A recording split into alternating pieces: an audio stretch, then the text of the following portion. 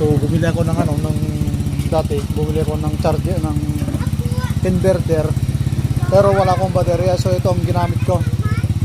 Alright, so ito ngayon, kapag meron kayong inverter at saka may motor kayo, so ganito ang gagawin ninyo para makapag charge kayo. Ito, so yan, so yan, okay, so yan, so may ilang ako dito at saka nakakapag charge rin kami ng cellphone dito. So yun lang, kasimple, inverter tapos battery ng motor, then habang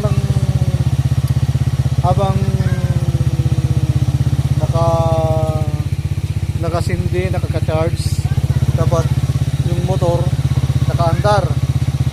So yun lang kasimple ang ginagawa ko pag walang kuryente dito sa amin.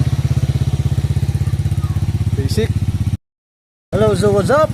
Magandang gabi po sa ating lahat. So dito sa amin ngayon walang kuryente dahil sa nasira daw yung mga feeder ng substation ng Cantialco 2. So eto ko ngayon, gumagawa ng paraan para makapag